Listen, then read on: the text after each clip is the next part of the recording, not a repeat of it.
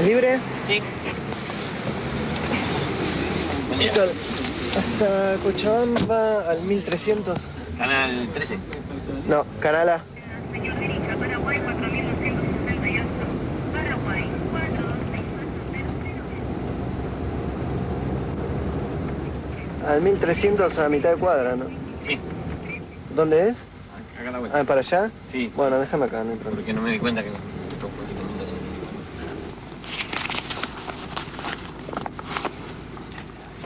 Chao. Chao.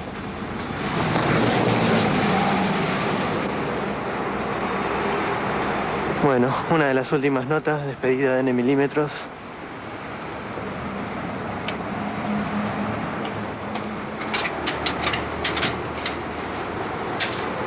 Hola Esteban. ¿Cómo estás? ¿Qué tal? Adrián.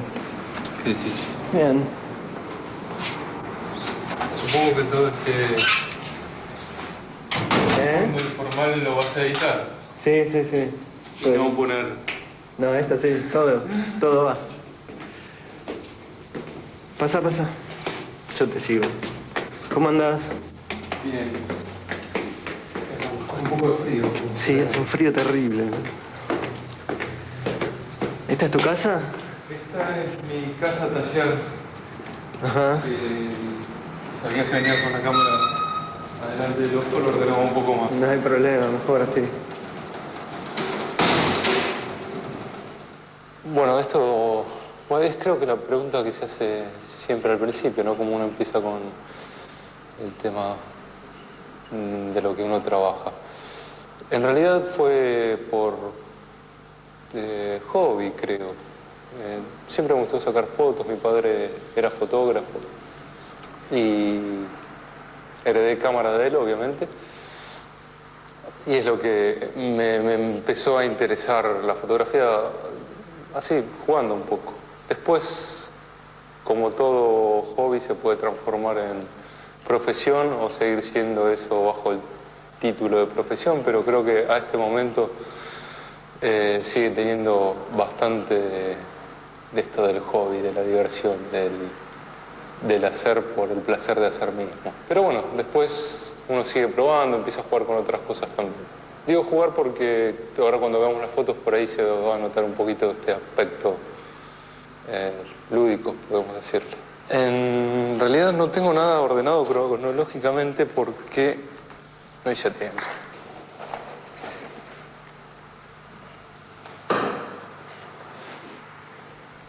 Esta es una de las últimas series que estuve trabajando, que es con una cámara que tiene la película en movimiento, o sea, el rollo va pasando a través del lente a medida que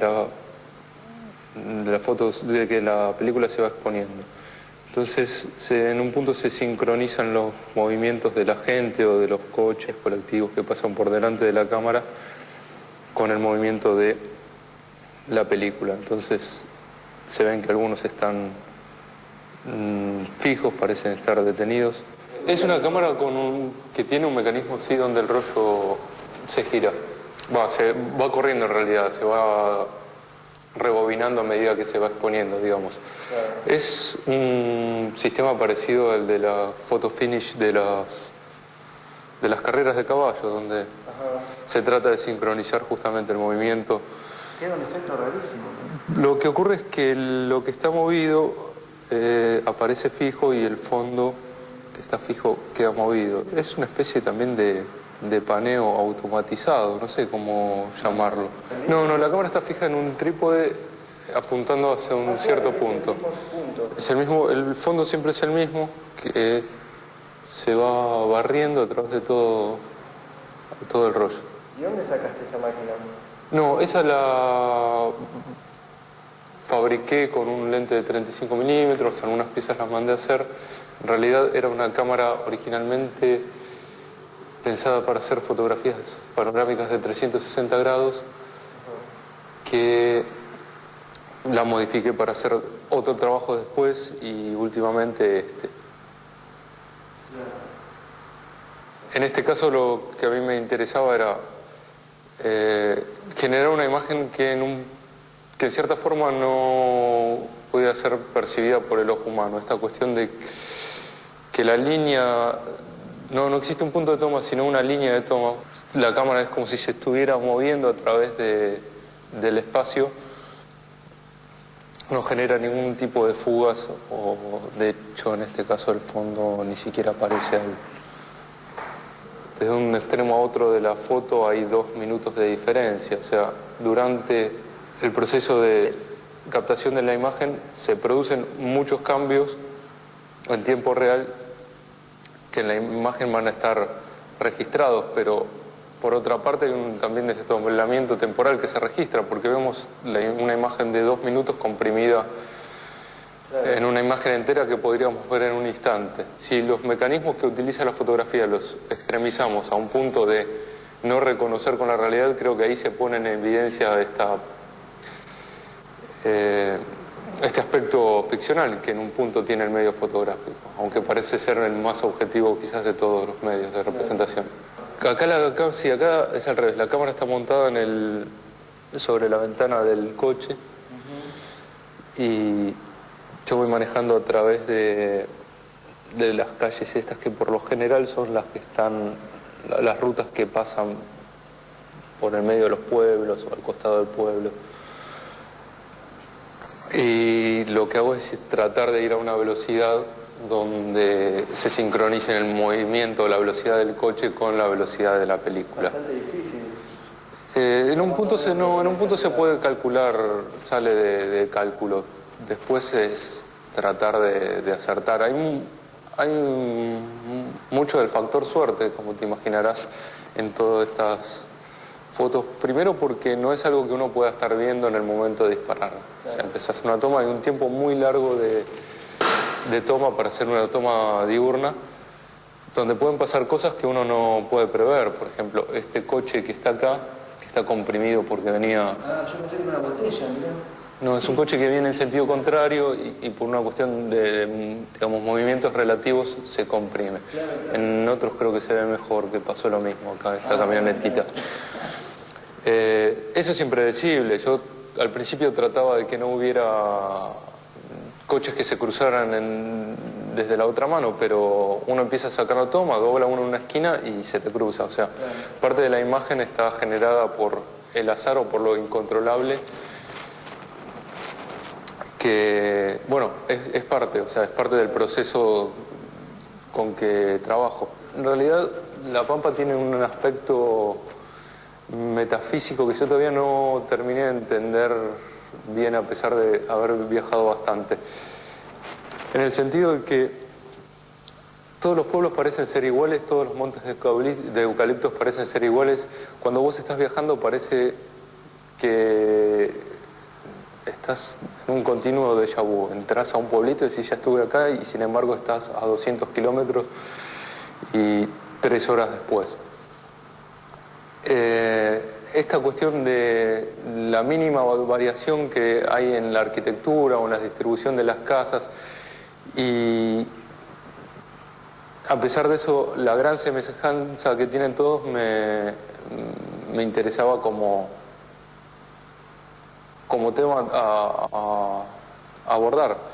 Por lo general no me quedaba en estos pueblos, sino que pasaba durante un día, era más la vista de un viajero que de un residente. Me gustaba cómo se reflejaba esa situación que yo estaba viviendo en este tema de la imagen movida. Si vos tomaste en algún detalle, vas a ver que tienen los pequeños saltos de los pozos que hay en las...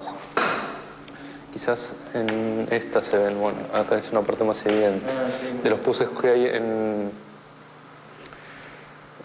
en la calle, o el fondo movido, que es la clásica imagen que uno tiene incorporado cuando va mirando por la ventana del coche. Bueno, de hecho la cámara hace lo mismo que lo que estaría haciendo el acompañante. Bueno, te la muestro así en proceso de desarme total, porque estaba modificándole una cosita y estaba ahí desarmándola. Bueno, básicamente la cámara funciona con esta tapa ahí, si es que entra.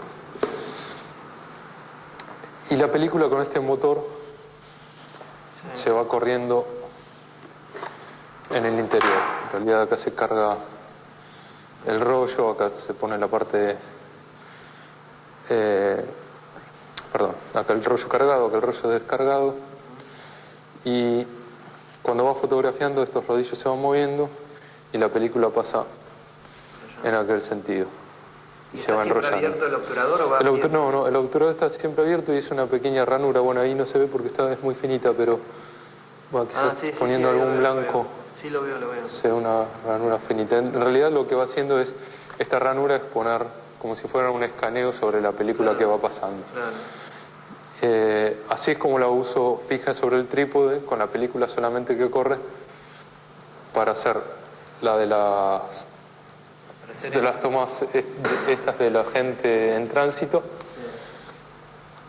o monto la cámara en la ventana del coche, fija también hacia un costado y voy andando y moviendo la cámara para hacer esta de los pueblos.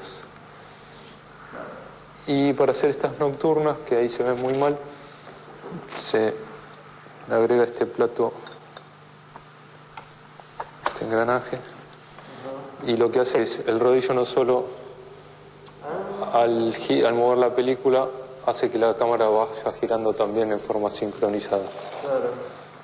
Pero bueno, esto en realidad es este concepto de cámara, vamos a preguntar si lo había inventado. En realidad esto existe hace mucho. Bueno, yo lo habré diseñado en función del lente que tenía, bueno, mandar a hacer las piezas como a mí me parecía, no tenía planos, pero uno no inventa el concepto. Yo creo que uno no puede inventar ningún concepto. Por ahí sí, el de la mirita que le había puesto acá con la virome para apuntar al fondo. Este es el super concepto, claro, el super concepto argentino, todo atado con alambre y pegado con cinta. Bueno, esta también otras series que estuve haciendo también cuando viajaba. No, en realidad son las campanas de luz que se producen por las luces de los pueblos a la distancia, cuando te estás acercando. Esa no es una toma, digamos, única con un lente fijo, sí, no es normal. Sí, este está tomado con la cámara de 360 grados panorámica, donde está destrabado el movimiento o el tope que tiene al dar una vuelta. Entonces, se producen, claro. en realidad la imagen, que es de un formato como las que de la gente caminando, que vimos al principio, está formado por 4 giros de la cámara. Acá vemos que está este montecito, acá vuelve a aparecer, acá aparece de vuelta, acá otra vez. Claro. La toma empieza al atardecer. Acá hay justo esta punta que está en un reflejo blanco. En realidad apelamos a la imaginación del espectador, que son las últimas luces del día. Después acá atrás empezaba a salir la luna y bueno, están tomados con con noches de luna llena. Digamos, es el mismo paisaje con los cambios lumínicos y climáticos que hay durante la noche. Ahora sí hay alguno que se vea un poco mejor. En realidad son tan chiquitas que para tomarlos va a ser muy difícil. Pero bueno, acá parece lo mismo. Hay un montecito ahí con un arbolito. Ahí está el mismo. Esto también es de noche. Sí, acá bueno, era una noche muy despejada. Vemos que están las luces del horizonte y arriba el cielo negro, y acá se empezó a nublar y terminó lloviendo, donde ya el lente estaba prácticamente mojado y se producía toda esa irradiación de las luces. Claro. O sea, me gusta hacerlo, me gusta experimentar, me gusta que surjan cosas que uno no puede controlar y tratar de solucionarlas. Si uno no las puede controlar, bueno, por ahí, como en este caso, el azar, el clima, bueno, lo incluyo como se da, pero me interesa esta cuestión de experimentación como te decía, experimentación misma. Bueno, estas fueron las primeras panorámicas de este tipo de cámaras y la que originó esa todas estas secuelas, que a este momento son peores que las secuelas de Martes 13. Eso es Nueva York.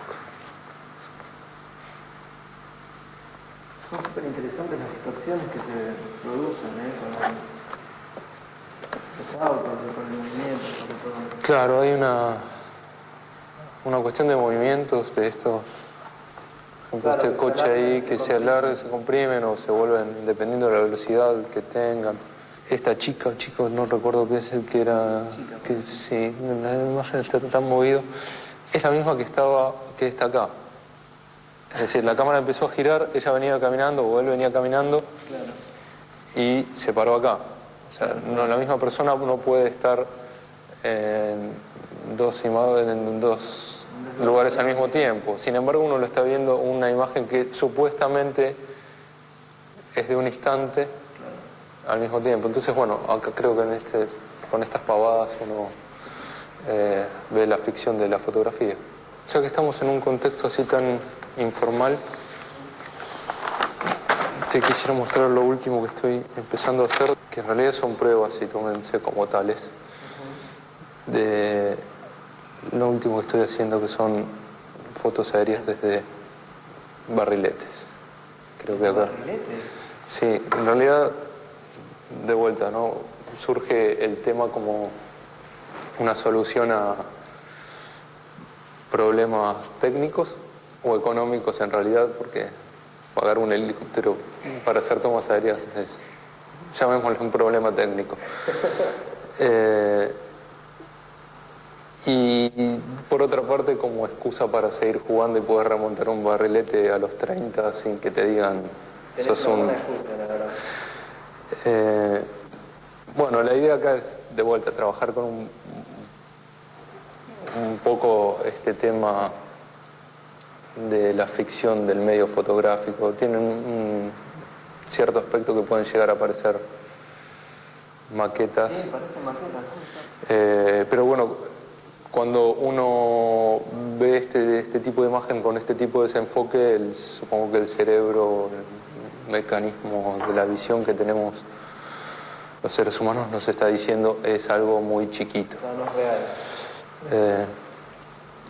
¿Y qué cámara podés remontar con un barrilete? En realidad es una cámara de placas de 10x12 hecha con cartón para que sea un poco más liviana, y es un barrilete bastante grande, cuestión de que también le da mucha fuerza de empuje. ¿Esto es acá? ¿Cerca? Esto sí, Plaza Constitución. En realidad Hasta los árboles parecen... esa, no voy a estar mintiendo, fue la primera que saqué probando la cámara y es desde arriba de un edificio similar a la altura del barrilete. La del barrilete está acá. Que viene... ¿Y qué le pones? ¿Un timer? No, en realidad tiene, esto es lo que yo te decía de la herencia jovista, está heredado el sistema de control remoto de un avión que tenía la adolescencia. Que lo único que hace es disparar el obturador. Y esto va... Bueno, ahora está un poco desarmada y rota, pero originalmente la cámara se cuelga de acá. Claro. Con una especie de suspensión al hilo del barrilete. Si el barrilete vuela a una determinada altura y la cámara está colgando más abajo. Ajá. Y va, digamos, libre, se va moviendo. Sí, el barrilete es bastante estable, entonces suele estar, si bien tiene su movimiento a causa del viento, queda bastante fijo. No, la verdad que vivo solamente de la fotografía, sobrevivo solamente de la fotografía. Es un poco una elección que uno tiene que tomar, digamos. Yo calculo que si uno tiene que mantener una familia y obligaciones económicas muy importantes que yo en este momento no tengo, no podría hacerlo. La verdad que todo el mundo que vive de la fotografía no comercial sabe de lo que estamos hablando. Estuve recorriendo la obra de un arquitecto italiano, Francisco Salamone, que construyó en la década, desde el 36 al 40, en la década del 30, en el gobierno conservador, mataderos, municipalidades y cementerios en lo que fue la línea de Fortines a fines del siglo XIX. Estas son unas copias más chicas que la exposición que está en el San Martín hasta el 30 de este mes, que las pueden ir a ver, es entrada gratuita. Ese dice matadero solo, pero otros decían mataderos modelo. Y en esta es la entrada al cementerio de La Prida. ¿Qué es Art Deco? Es un estilo sí, que mezcla el Art Deco con el racionalismo y...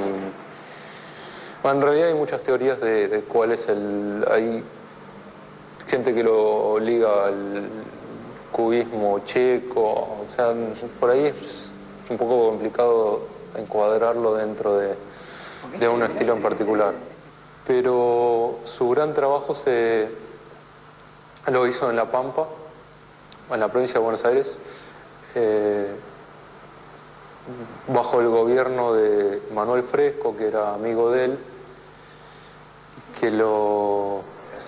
Sí, bueno, lo que hablamos de lo que decía del déjà vu de los pueblitos, creo que no es solamente déjà vu espacial lo que uno puede pasar en la Argentina, sino también, sobre todo, histórico, ¿no? Esto está dado por el proceso de la goma bicromatada, que es un emulsionado sobre papel de acuarela, se ve en los bordes que están las marcas del pincel, donde el pigmento que se utiliza es carbón molido, entonces por ahí el tono y la textura, sumado a la textura de papel, le da ese tono pictórico parecido a un dibujo con carbonilla. Bueno, de hecho es un proceso que se utilizaba mucho la escuela editorialista norteamericana, Steichen, Stieglitz, White y otros. Casi grotesco, ¿no? Así como...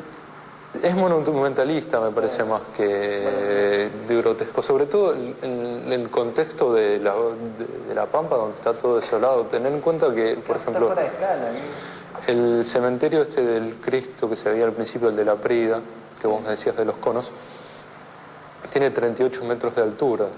Sobre eso, a 4 kilómetros del pueblo de La Prida, más o menos, donde no hay nada. Vos vas por la ruta y ves un edificio, a la distancia aparece un edificio en el medio de la nada. Esta es la entrada del monumento del cementerio de Saldungaray. Este es un disco que mide 18 metros de altura, creo. O sea, en el medio también de la nada. Saldungaray es un pueblo bastante chico, no podría calcularle los habitantes ahora, pero seguramente tiene menos de 10.000. Bueno, yo creo que estamos. Supongo que sí, ¿no? Bueno, gracias. A ustedes, y espero una buena edición. Bueno, vamos a ver.